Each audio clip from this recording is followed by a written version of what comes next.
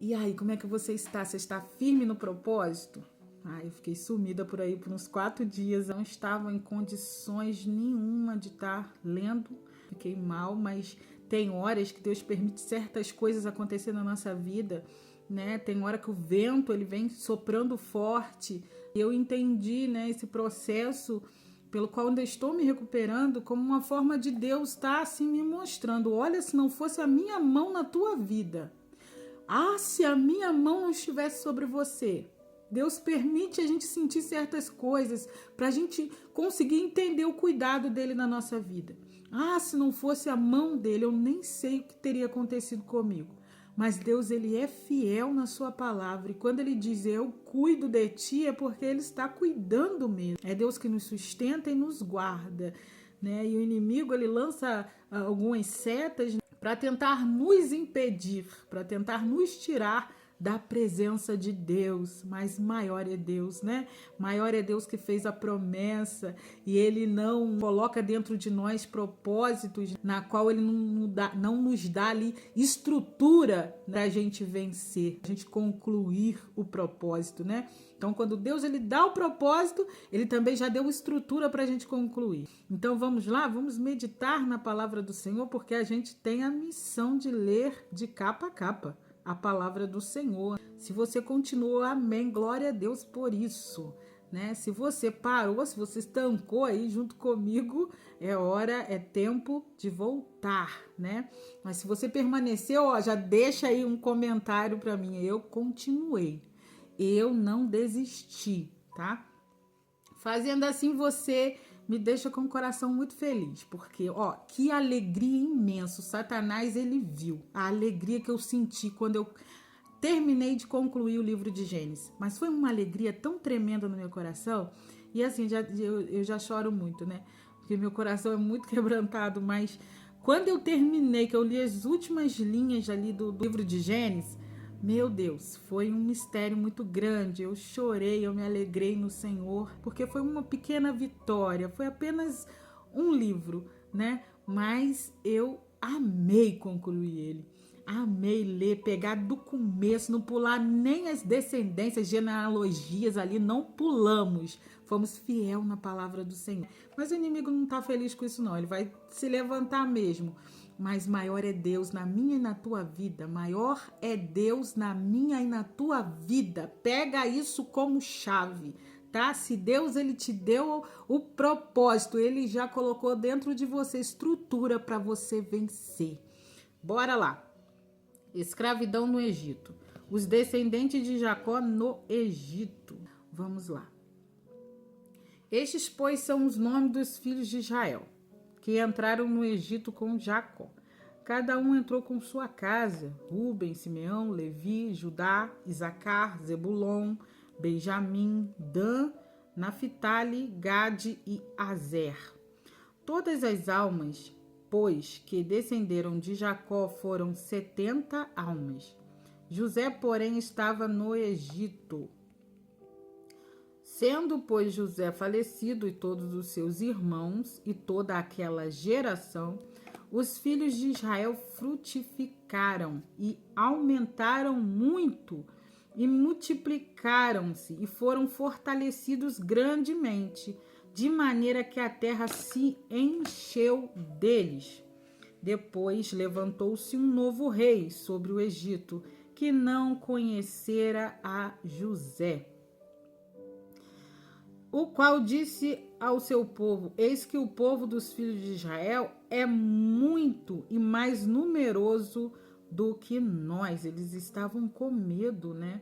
Porque os israelitas, eles eram muito mais do que os egípcios, né? Naquele momento eles estavam vendo, olha, eles estão se multiplicando, eles estão crescendo demais. A gente vai ver, né, que os filhos de Israel, os israelitas, né, eles adoravam a um só Deus, diferente dos egípcios que adoravam a outros deuses. Os israelitas também, eles eram um povo que peregrinava, porém os egípcios não, eles eram um povo que ali estabeleciam, ali enraizavam, eles possuíam uma cultura profundamente enraizada, né?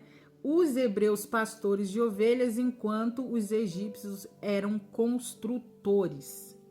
Então a gente vê que o povo de Deus, ele manteve ali a sua identidade mesmo diante de Faraó.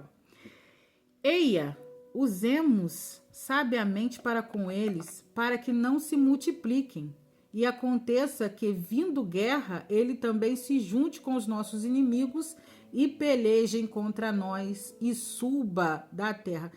Eles olhavam ali para onde estavam os israelitas e pensavam, mas que povo é esse? Que povo estranho, né? Esse povo é diferente de nós.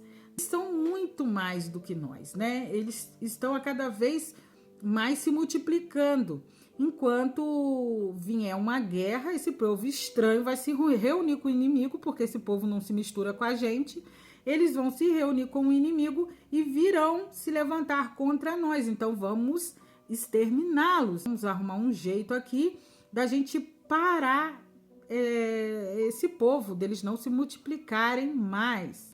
Aí a palavra vai dizer assim no capítulo 1, versículo 10 do livro de Êxodo: Eia, usemos sabiamente para com ele, para que não se multiplique. E aconteça que, vindo guerra, ele também se ajunte com os nossos inimigos e peleje contra nós e suba à terra. Os egípcios puseram sobre eles maiorais de tributos para os afligirem. Fazendo isso, né? O povo pegou todo o dinheiro que tinha e o dinheiro foi acabando. Porque mas permanecer na mesma posição, ter a mesma riqueza. Os egípcios puseram sobre eles maiorais das tribos para os afligirem com a sua carga e edificaram a Faraó cidades de tesouro, Pitom e Ramsés. Mas sabe qual é a característica que a gente vê aqui do povo israelita? Né? Que eles foram fiel a Deus, porque mesmo ali passando por tudo que passavam, mantinham ali a sua crença, mantinha ali os seus costumes e mantinha ali a fé no único Deus. Quando a gente é fiel, a gente se torna pessoas melhores, né? E temos vitórias da parte de Deus. Mas quanto mais os afligiam, tanto mais se multiplicavam. Quanto mais eles afligiam o povo, pensando que o povo agora vamos exterminar eles, mais eles se multiplicavam, mais eles cresciam. Tava igual omelete, quanto mais batia, mais crescia, né? De maneira que se enfadavam por causa dos filhos de Israel. Eles tratavam ali, eles tinham ali carrascos, né? Pessoas que estavam dispostas a fazer da vida dos israelitas um inferno, um verdadeiro inferno. Não dando descanso, vigiando, né? 24 horas por dia, estavam sendo vigiados e forçados a trabalho duro. Olha como aquele povo deve ter sofrido. E os egípcios faziam servir os filhos de Israel com dureza. Assim lhe fizeram amargar a vida com dura servidão, em barro e em tijolos. E com todo o trabalho no campo, com todo o seu serviço, em que os serviam com dureza. Tinha vários tipos, tinha vários grupos ali, né? Havia o grupo de pessoas, os hebreus ali, eles eram chamados de hebreus. Eles haviam grupos distintos, né? Tinham os escravos e tinham também, né, aqueles que possuíam ali algumas habilidades, joalheiro. Todos eles eram vigiados. As parteiras vão poupar a vida dos recém-nascidos. O rei do Egito falou às parteiras das hebreias, das quais o nome de uma era Cifrar e o nome da outra Puar. E disse: quando ajudares no parto as hebreias e as vides sobre os assentos, se for filho, matai-o, mas se for filha, então viva. As parteiras, porém, temeram a Deus e não fizeram. Olha que judiação, olha que homem mau, né? Para impedir ali o crescimento dos hebreus, Então a ordem era que as parteiras pegassem ali e sufocassem a criança para fingir uma morte natural. Mas aquelas mulheres, elas serviam a Deus. Aquelas mulheres temeram matar aqueles inocentes. E fazendo isso, elas arriscaram as suas próprias vidas. As parteiras, porém, temeram a Deus e não fizeram como o rei do Egito lhe dissera. Antes conservaram os meninos com vida.